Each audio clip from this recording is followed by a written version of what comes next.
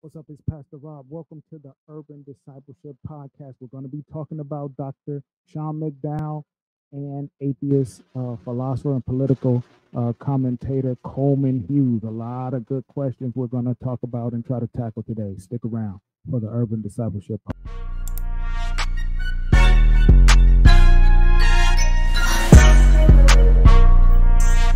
Urban Discipleship Podcast. What's up, everybody? This is Pastor Rob. Welcome to the Urban Discipleship Podcast, where we always endeavor to do two things: that is, exalt Christ and enhance relationship. Pastor John is a little bit busy tonight, so you got me. Some of you might be booing right now.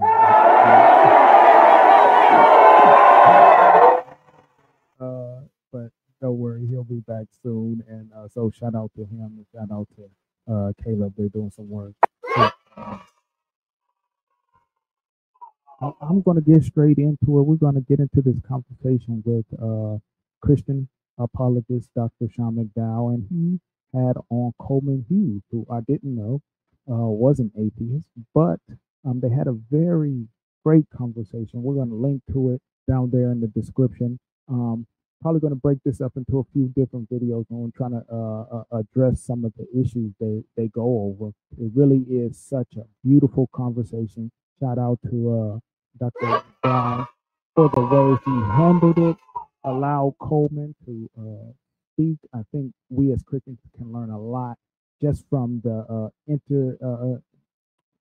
interaction between the two, because as Christians we are commanded to speak these things in a winsome and loving manner. And I think Dr. McDowell did a very, very great job. So I'm gonna bring this up, and then we're gonna get into it. This first, as I set up the first question here, he's going to ask Coleman Hughes, why is there something rather than nothing? What is Coleman Hughes's thoughts about the origin of the universe, of all of creation? So, let me say, Coleman is also a very intelligent young man, Ivy League graduate. He has a podcast and a YouTube channel. So I'm going to link you to this conversation, and if you look in the description there at this conversation, you can find all that Coleman Hughes is doing as well. So shout out to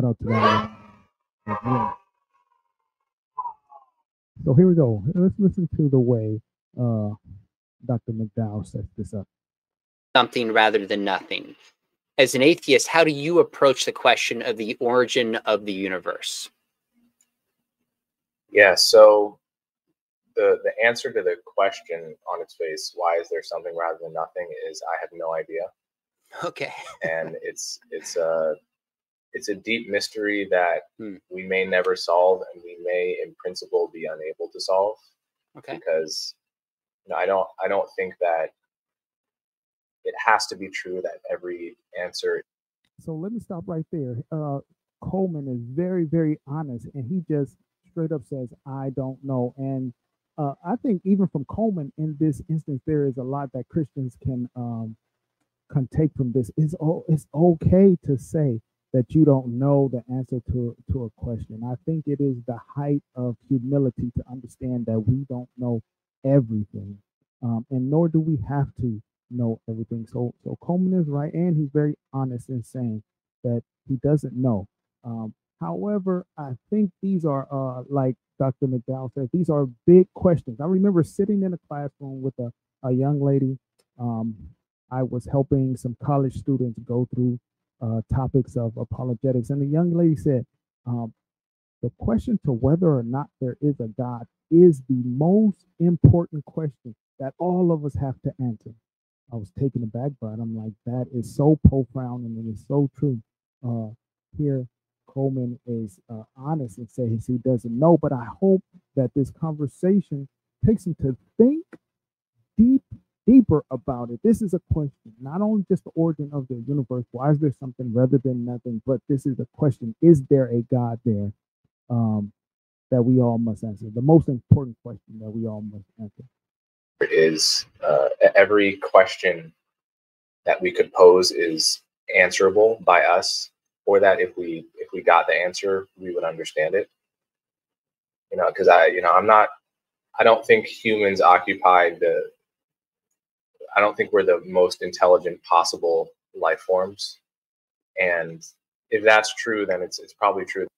So I thought that was interesting. He's saying there, he doesn't think that human beings are the most intelligent possible life form. I can understand that, and that's fine. I can posit in my mind beings that are possibly more intelligent than we human beings here on Earth. To have that sort of thought and image in the mind, I would have asked Coleman, why does he feel comfortable in positing the idea that human beings are not the most intelligent life form, that there is some type of life form that is more intelligent than human beings. He's going to get into evidence later, and especially on the idea of evidence, as there is no evidence of these life forms except for us. Why does he feel okay in positing that? Because I think that is a similar step in understanding that yes, there could be a more intelligent, a higher intelligence out there that's not far from an understanding of there being a God. There's a lot of questions that we wouldn't even understand the answer to if we saw it. Like if you tried to explain calculus to a chimp, it's just there's no point, right? And there are probably things that are like calculus are to chimps to us, that we're never even gonna scratch the surface of. And Coleman is so honest here, and I love it because and I hope that he watches this, and he's a smart intelligent, probably far more more intelligent than myself, but even just thinking about that, thinking that there are things that we cannot understand. I mean, like the Christian would totally assent to these things that he's saying. Yes, there are things that there are things that we can't understand. There are things beyond this physical world that are there that we cannot understand, that we cannot fully understand. These are descriptions and our understanding of who God is. That might be one of those questions, and the origin of consciousness might be another one of those questions. But as an atheist, I guess what I would say is I'm not sure how a religious person is or how God solves the mystery, right? Because it seems to just push the question back further, right? Like, is there, if God is the reason there's something rather than nothing, then I guess you could just change the question. The question effectively becomes, why is there a God rather than no God? Okay, so I think Coleman is really getting down. He's really working his logical conversation down to what he believes is sort of the foundation of his understanding of why there is a universe. And when considering the origins of the universe, basically what he's saying is he doesn't see how believing in God answers the question. Okay, that's cool. But I think here we as Christians, if we're ever in this conversation, here's a chance where we have to have a clear understanding of what we mean by God. And usually, I like to say we're talking about all powerful, all knowing creator of the universe, who is timeless, spaceless, and immaterial. And then why does that make sense when we're considering the origin of the universe? Well, we believe that God has created the universe, and so therefore he is something wholly different from the universe. So we find space, time, and matter inside of the universe, and so we understand our God to be timeless, eternal, spaceless, spaceless in the way that we understand it, and immaterial. And I was talking to a class and explaining to them, if we understand God to be outside of our reality, then it makes sense also that we can't see Him. Right? We lack the proper tools to actually recognize recognize or see and perceive God. Okay, and so this is important in this conversation, but just thinking about the existence of God in general, our the universe, our reality points to,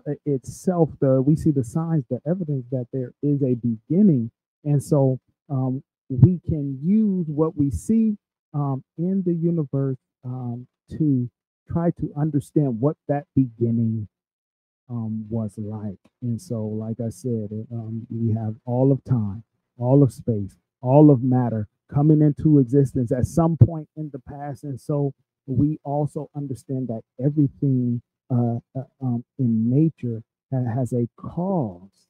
And so we say, well, what can we understand about the cause of the universe if it did have a beginning? What is that cause like? Well, we know what it's not like. It can't be like the universe. And so what is the universe like? The universe is full of matter, full of time, and in space. And so we recognize that the cause for the universe had to be spaceless, timeless, and immaterial. But then someone might say, but you believe in a personal God, this personal God. Yes, because the universe came into existence at a specific time in the past, that means that this eternal being must have the power to decide. It must have agency. It must be a personal being to decide at a given moment to create the universe. Okay. If you have an eternal cause, which we believe to be God, that means you must have an eternal effect, which we believe to be the universe. However, we understand and look at the universe and we see that it shows signs of having a beginning, of having a start. And so what does that mean? That means that the cause must have agency. It must decide to create the universe. So this is what we mean when we talk about God. We're talking about an all-powerful, all-knowing, timeless, spaceless, immaterial, personal being that created the universe. And I think Coleman kind of arrives at the conclusions, like, and he mentions it because he hasn't seen any evidence. He doesn't see a reason to believe that a God is there. Which then just becomes the analogous mystery for theists. Let me say this too, because he's kind of pushing the question one level up. He's like, okay, well, even if I was to give you that God is the creator of the universe, then the question is, then who is the creator of God? Again, we Christians have to have in mind exactly what we mean by God. Remember, timeless, spaceless, immaterial, and that timeless understanding is that God is eternal. And so once we get outside of we get back to the beginning of the universe, the beginning of all creation, the beginning of everything physical, we look at God as the cause, and that cause is eternal, timeless. To postulate that there is something before God or something that causes God would take away from the definition, the way we understand the God of the Bible to be. We believe him to be eternal. Therefore, there is nothing before him. And so postulating the question, then why is there a God rather than no God, is to say that there is something prior or previous to God, if we have to postulate where God comes from. So it's a mystery, and I'm not sure it really makes a difference whether you're an atheist or a religious person to how deep that mystery is. This is great. I'm going to leave it there. Please leave us some comments down in the comment section there. Again, I'm going to link to it. We're going to break this up, so please stick with us on the channel, because we have some more videos coming of this conversation between Dr. McDowell and Coleman Hughes. Until then, I'm going to let you go and remind you to do two things. That is, love God and each other. We'll see you later.